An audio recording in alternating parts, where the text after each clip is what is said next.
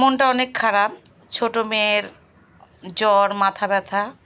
তো ও অনেক দিন ধরে বলতেছিল মা লুচি বানিয়ে দাও আর আলুর দম। তা এই ভিডিওটা আমার কালকে রাত্রের করা। রাত 10:30টার সময় আমার মেয়েকে আমি আলুর দম আর লুচি বানিয়ে দিলাম। তা চিন্তা করলাম কেন না ভিডিওটা তোমাদের মাঝে শেয়ার করি। আলুর দম আর লুচি মানে শীতের দিনে পুরোই জমে যায় নতুন আলু দিয়ে। যাই হোক, আলুগুলোকে এখন আমি খুব সুন্দর করে কিন্তু ডুবো তেলে ভেজে নিব। আলু ভেজে নিয়ে কিন্তু আলুর দমটা করলে অনেক ভালো লাগে।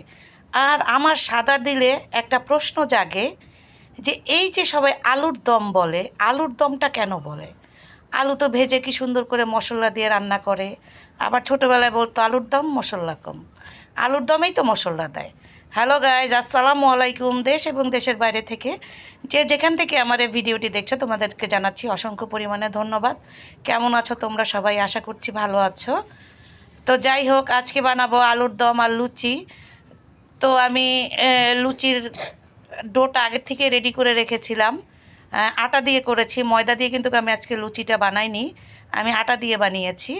তো আলুর দমের জন্য প্রথমেই আমি আলুগুলোকে কিন্তু খুব সুন্দর করে তেলে ডুবো তেলে ভেজে নিয়েছি। দেখতেই পাচ্ছ আলুগুলোকে আমি উঠিয়ে নিচ্ছি। তারপরে এই তেলটা আমি নামিয়ে রাখবো। এই তেল দিয়ে কিন্তু আমি লুচি ভাজবো। তো এখন আমি কতগুলো পেঁয়াজ দিয়ে দিলাম। পেঁয়াজ দিয়ে পেস্টটা একটু লাল লাল করে এখানে কিন্তু আমি আদা রসুন বাটা দিয়ে দিব।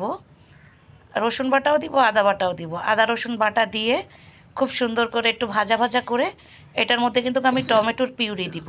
আমি আলুর দমটা করেছি টমেটোর পিউরি দিয়ে। টমেটোর পিউরি দিয়ে আমার কাছে ভালো লাগে।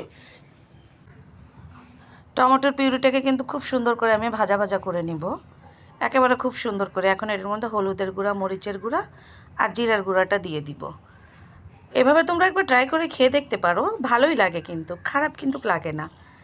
যাই হোক, যিনি বা যারা এতক্ষণ পর্যন্ত আমার ভিডিওটি দেখেছো তাদেরকে জানাচ্ছি অসংখ্য পরিমাণে ধন্যবাদ। তো এটার মধ্যে একটু কী বলে এটাকে, ধনিয়ার গুঁড়া দিলেও ভালো হতো। আমার ঘরের ধনিয়ার গুঁড়াটা ছিল না, এই জন্য আমি দিতে পারিনি। তার তেলটা উপরে উঠে এসেছে। এখন আমি কতগুলো মটরশুঁটি দিয়ে দিলাম। মটরশুঁটিগুলো অপশনাল, চাইলে দিতে পারো, চাইলে নাও দিতে পারো। আমার ঘরে কয়টা মটরশুঁটি ছিল, চিন্তা করলাম ছিলে দিয়ে দিই। মটরশুঁটিটা সুন্দর করে কষিয়ে এবার আমি এটার মধ্যে আলুগুলো দিয়েও কিন্তু কষিয়ে নিব। আলুগুলো দিয়ে কষিয়ে তারপরে ঝোল দিয়ে দিব। কেমন লাগবে?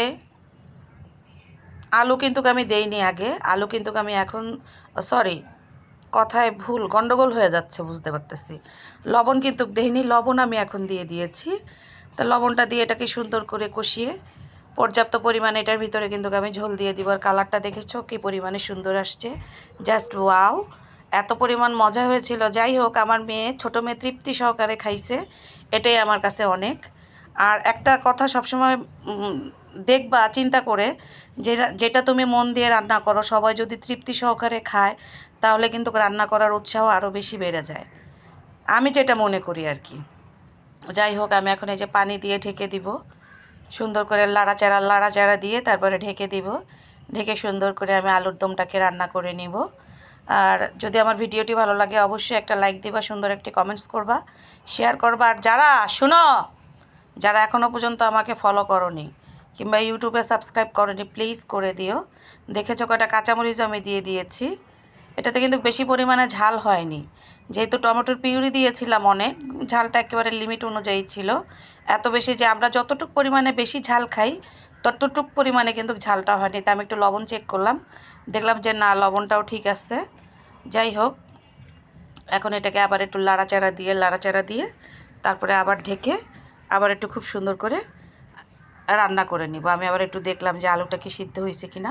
আর নতুন আলু কিন্তু সিদ্ধ হতে অত বেশি সময়ও লাগে না, কম সময়ের মধ্যে হয়ে যায়।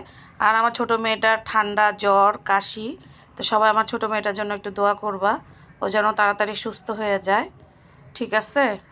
সবাই একটু দোয়া করে দিবা। এই যে আমার রান্নাটা কিন্তু প্রায় শেষ পর্যায়ে। এখন আমি কিছু ধইনগা পাতা নিয়ে কাইটটা এটার মধ্যে দিয়া দিব, বুঝছো? ধইনগা পাতাটা দিলে এটার ফ্লেভারটা আরও সুন্দর আসবে। আর টমেটোর পিউরির একটা টক ভাব থাকে, যেহেতু টমেটো, সেহেতু খুবই ভালো লাগে।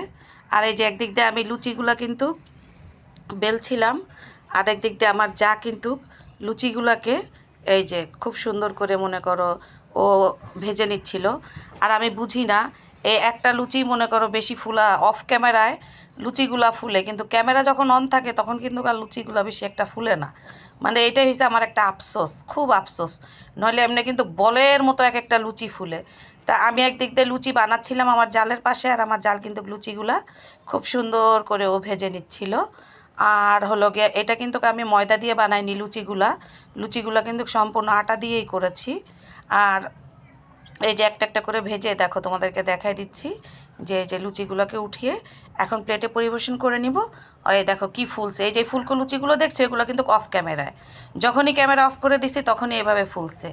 যাই হোক, অনেক মজা হয়েছিল। এই শীতের ভিতরে তোমরাও বানিয়ে খাবে, দেখে তো কোনো লাভ নাই, দেখে লাভ আছে, বানিয়ে খেতে হবে।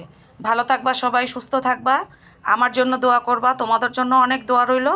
তোমরা ভালো থাকো। তোমাদের যারাই ভিডিওটি দেখছো তাদের যদি ইউটিউব কিংবা ফেসবুকে চ্যানেল